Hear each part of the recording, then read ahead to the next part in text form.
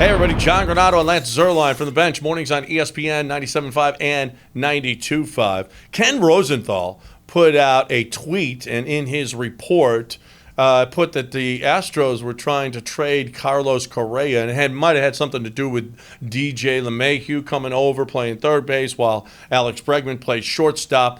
And then Rosenthal retracted it, not long thereafter, because he said he had heard in the Astros organization that was incorrect. And Lance, this goes against everything that I've been hearing behind the scenes, and I've got a pretty good ear to this Carlos Correa thing. I've got a great source on this. So he said, man, and when I told him and I showed him that report, he was like, man, that is totally incorrect, because the Jim Crane and his wife both have been open about how much they really appreciate what Carlos Correa has done this offseason with the scandal, with becoming a team leader, how he performed in the postseason, in the clutch, all the things that Carlos Correa has been.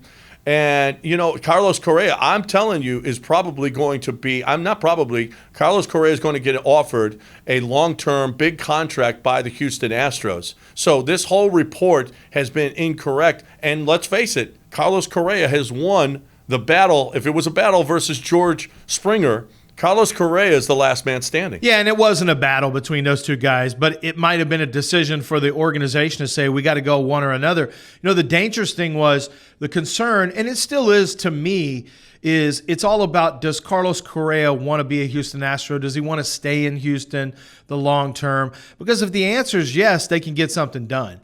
If the answer is he doesn't know, or if it's wishy-washy at all, you really do have to explore trade options, because Carlos right now has some value. But if he wants to stay, well, the owner can make that happen. Now, what is his value? I'll let James Click figure that out. I mean, there's questions we've gone over before with consistency in a regular season, the injury issue. So clearly, deciding what the framework of a contract looks like, that could take some negotiating, and there could be some work to be done there. But it would feel nice to have some normalcy after losing George Springer, which we assume is going to happen. Justin Verlander, I don't think will ever pitch for the Astros again. And, Brantley, I still think there's a good chance Michael Brantley is going to be gone.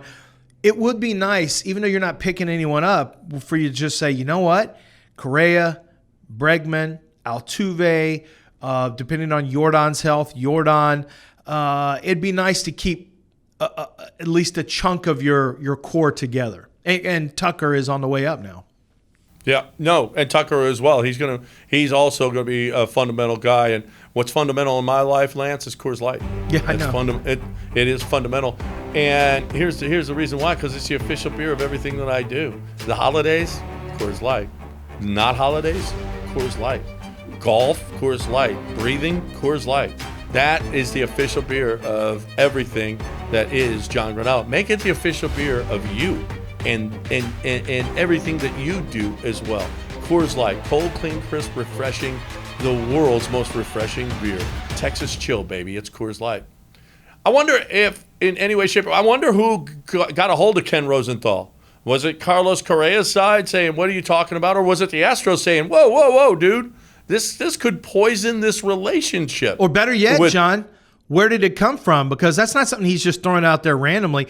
He had to have gotten it from another agent, or from an agent, not Correa's, obviously. He had to have gotten it from an agent or from somebody else in a personnel department with the team who had to have told him, because this is how it happens in football. It's, hey, man, you know who's on the market is Carlos Correa. The Astros have been floating his name out there.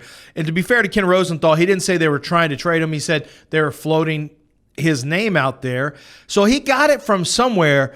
I think the Astros or Correa's agent clearly got into him, and he had that change a few hours later. But I'm curious where the original thing started. Rosenthal's not some random guy on Twitter. I mean, it's a real baseball guy with real connections.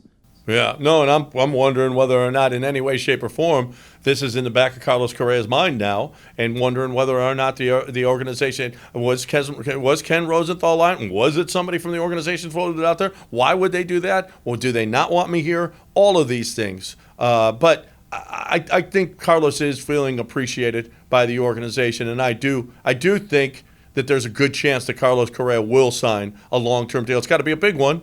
I don't think Carlos Correa is a $30 million a year player. I don't think he's a Mike Trout. I don't think he's one of those guys. He hasn't proven that, first of all, by staying healthy long enough, and his numbers just aren't big enough. But he has proven he can play in the clutch now. That dude is really, really good, and he also proved this postseason that he's a leader.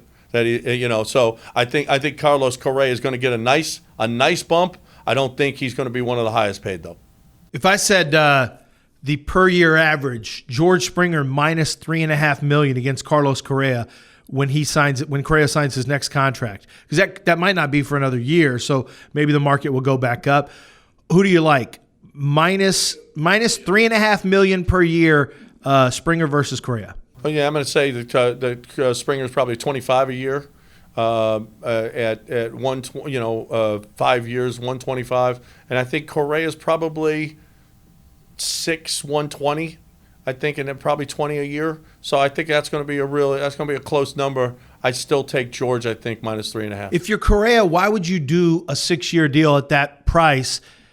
If you think that Carlos is going to keep getting better and hit like he hit in the postseason, why not try to say, hey, we want to do a 3-year extension at the end of this, and then we want to revisit the market again? Maybe a player option after 3. Yeah. If you're the Astros, you don't want to do that. No, but you know what? You owe that to him if he is good enough. If he's totally outplaying that thing, that he is a big money guy. But you'll take it. You'll take it because you could possibly have him for 120.